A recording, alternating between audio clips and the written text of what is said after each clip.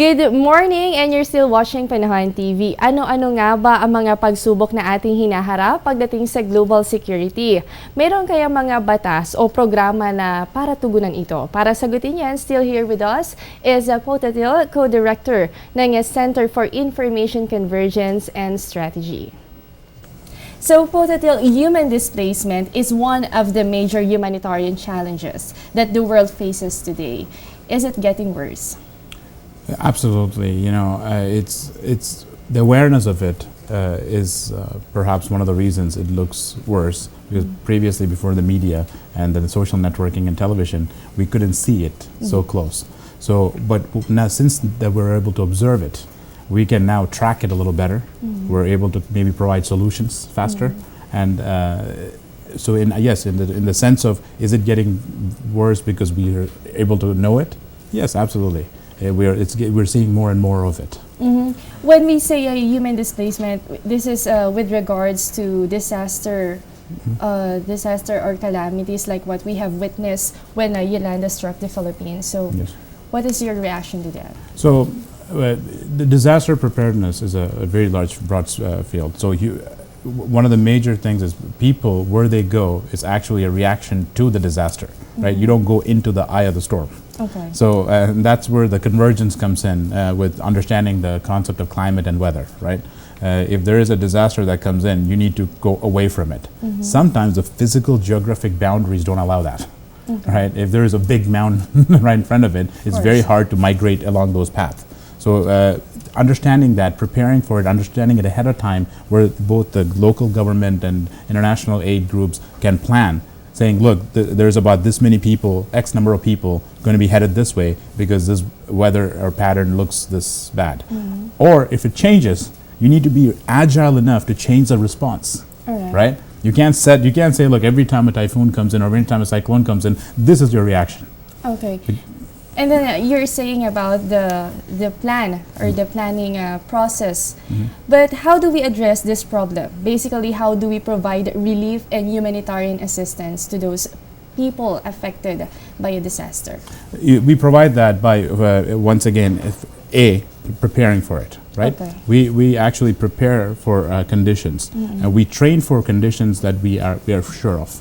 And then we prepare for situations that might change, right? That flexibility in planning. And then understanding of what the conditions are. Sometimes we hear reports that something is going to happen, and then in terms of weather or climate, and then we're surprised when it doesn't happen, right? That completely could have a negative impact on the preparation. So having outlets such as media and weather centers that actually offer accurate predictions, that makes a big difference, right? Because when I was recently talking to someone in Manila, and they were saying, things have, for us, we need to know where the pollution is coming in from, where the weather, conditions here are, so people are aware. People living in daily metros are aware of changes they want to make, even in everyday life, right? So when disaster hits, they need all the support and planning that we can offer them. So that's why we do that now. We started when the conditions are good, not during the disaster. Yes, of course. And of course, one good factor in here is the information dissemination. Yes. Right? Yes. So in 2013, when Haiyan struck the Philippines, one of the major challenges was transporting relief goods to remote areas where highways and bridges are either obstructed or damaged. What action can we do to resolve this problem? So fortunately for us, technology is improving on a daily basis, right? So now we have things such as drones that can deliver aid, right? Even conditions where pilots can't fly, we can send in drones. We have mini drones that can send in smaller packets of medicines or telephones for satellite telephones for communication. We have the ability to deliver things in multiple ways. Right? I mean, traditionally it would be airlifted through helicopters and stuff like that. Right now, someone can go out and buy a few $1,000 drone and send something out 2 hours out there and says, "Here's a phone, call us from that." Right? There are new ways, and the field of disaster preparedness and management is at a particular stage where it is going to change drastically because of this new technology and the new solutions that are being developed.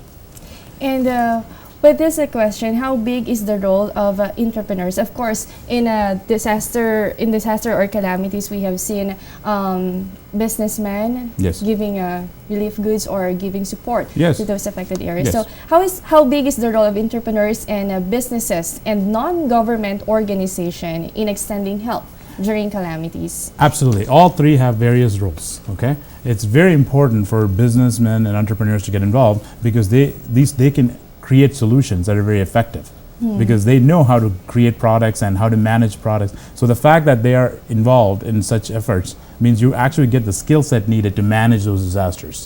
Non-governmental organizations have to stay true to their commitment and Of you know course. and work towards making the disaster better.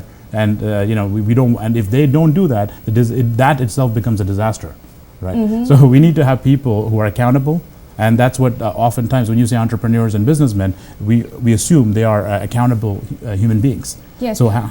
But of course, having those skill set now, what is the common assistance contributed by these giant companies in times of crisis? So just such as resources, right? Aid. When we have, for example, in the past, you look at Haiti, you look at Katrina, you look at major events that has happened along the United States, businesses have poured in support. International, when IAN happened and all these things happened, you see international governments also participating, people contribute. That mentality of aid and support, when someone doesn't have it, is a very important factor. All right. With this, what are other challenges or issues involved in climate change and global security? The climate change is a very important study on its own. But when you actually think about the climate peaking in certain areas, combined by disasters, combined by population rises, and any type of environmental things, and sometimes nowadays with even attacks or warfare that takes place, this is a huge problem that needs to be thought of. So the challenges are, how are governments prepared? Are we doing the training that is required? Are we thinking ahead of time? Or are we reactionary? Are we waiting for things to happen to plan it? Right? So the idea is to be ahead of the curve. Yes. Have the intelligence ahead of time, and not wait for something to take place. Okay? So there is a still debate regarding the support or plans of improvement Yes. with regards to climate change and global security. Yes, there's a lot of debates, but the end result is you have to show from example, right? You have to create past references. You have to say, look, this is what has happened, lessons learned. All these things has to be taken into account. So when debates are good, debates are healthy, but you need those businessmen, entrepreneurs, and everyone, NGOs. They all need to get together in those debates and move forward towards a solution. Yes, of course. And this is getting interesting, right? This is really getting interesting. Siksik po ang talakayan, no? Lalo na napakahalaga ng ating paksa. So mamaya, ang ano kaya masasabi ni Potatil sa ating bansa kung pag-uusapan po natin itong climate change and global security. Don't go away. We'll be back after a short break.